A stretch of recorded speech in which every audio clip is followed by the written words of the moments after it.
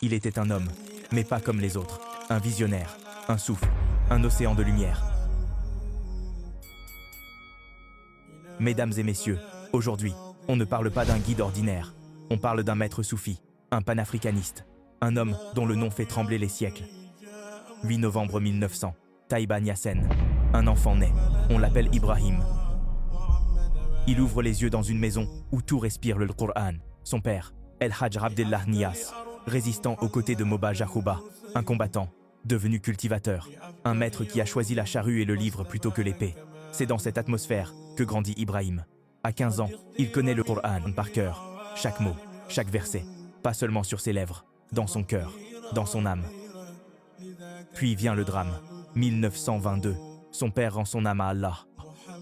Le jeune Ibrahim, 22 ans, choisit une voie solitaire. Pas de maître humain, pas de cheikh après son père. Il s'en remet à Allah seul, et à la science que Allah dépose en lui.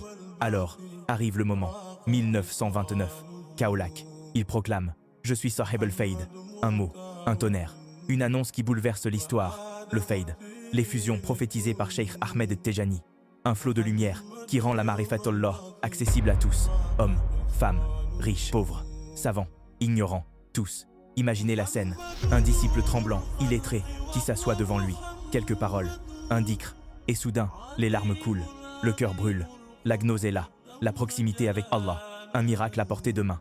Alors les foules affluent, Kaolack devient capitale, une ville nouvelle naît, El Medina Baye, pas seulement des maisons, une cité de lumière, une zaouïa vivante, des madrassas où résonne le Al-Qur'an, jour et nuit, des femmes savantes qui enseignent, des enfants qui récitent, des hommes qui pleurent d'émotion en entendant son nom. Puis, 1937, la Mecque, il croise l'émir de Kano, un roi puissant du Nigeria, il le regarde, il s'incline, et il prête allégeance. En un instant, des millions de Nigérians deviennent disciples. Un peuple entier rejoint la voie du Fayd. L'expansion est fulgurante. Nigeria, Ghana, Mali, Niger, Soudan, et au-delà, un flot qui devient océan. Mais Baye Niass n'est pas seulement un maître des cœurs, il est aussi une voix des peuples. En 1959, il écrit « L'Afrique aux Africains ». Il dénonce le colonialisme. Il rappelle « La vraie liberté commence par le cœur. Un cœur libéré, c'est une nation libérée. » Ses alliés, Kwame Nkrumah, Jamal Abdel Nasser, le roi Faisal, président, roi, révolutionnaire. Tous viennent à lui, tous l'écoutent. Il devient vice-président de la Ligue islamique mondiale. Puis vient une scène inoubliable, le Caire, la mosquée d'Al-Azhar, un vendredi, des milliers de fidèles. Un silence, un souffle, puis une voix, celle de Cheikh Ibrahim Niass, un Africain de l'Ouest. Un fils de Taïba Niassène, debout sur le manbar, dirigeant la prière. Le monde retient son souffle, un instant de gloire, un instant d'éternité. Et pourtant, le temps file. 26 juillet 1975, Londres. Il retourne à Allah. Les disciples pleurent, les foules gémissent. Mais sa lumière, elle, ne s'éteint pas. Car aujourd'hui encore, El Medina Baye vibre. Chaque année, le Gamou attire des foules immenses, des millions de voix qui chantent son nom. Ses livres, Kashiful Ilbas, Ruh al-Adeb, sont étudiés partout.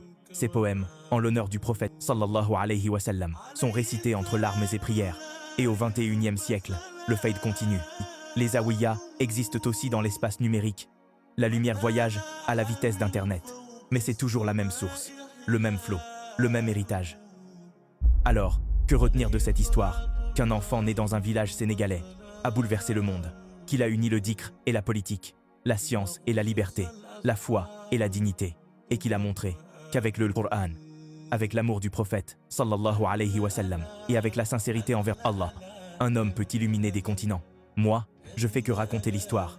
À toi de la laisser couler dans ton cœur.